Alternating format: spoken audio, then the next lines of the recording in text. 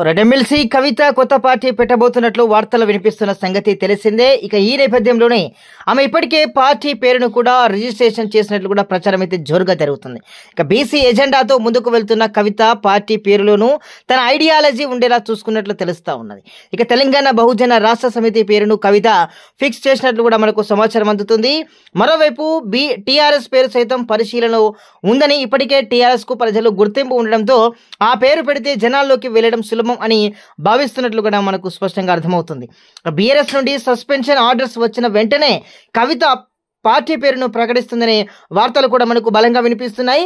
ఇక ముఖ్యంగా నేడో రేపో బీఆర్ఎస్ నుండి కూడా కవితను సస్పెండ్ చేస్తారని పెద్ద ఎత్తున మనకు సమాచారం అయితే అందుతుంది. దానికి తోడు కూడా ప్రచారం అయితే జరుగుతున్నటువంటి విషయాలు కూడా మనకు వెలుగులోకి వస్తున్నాయి. ఇక ఇప్పటికే ఆమె పిఏను సైతం అధికారిక బీఆర్ఎస్ వాట్సాప్ గ్రూపుల నుండి కూడా తొలగించగా, కవిత సస్పెన్షన్ పై బీఆర్ఎస్ అధినేత కేసీఆర్ ఫామ్ హౌస్ లో సీనియర్ నేతలతో చర్చలు జరుపుతున్నారని కూడా మనకు తెలుస్తా ఉన్నది. ఒకవేళ సస్పెండ్ చేస్తే కవిత పార్టీ పేరును ప్రకటించి దీపావళికి అధికారికంగా లాంచ్ చేయబోతున్నట్లు కూడా విశ్వసనీయ వర్గాలు, విశ్లేషకులు కూడా సమాచారాన్ని అయితే అందిస్తున్న పరిస్థితి. అదే జరిగితే తెలంగాణ రాజకీయాలు మరింతగా హీట్ ఎక్కనున్నాయి. ఇక మరి ముందు ఏం జరుగుతుందో మనం వేచి చూడాల్సిందే.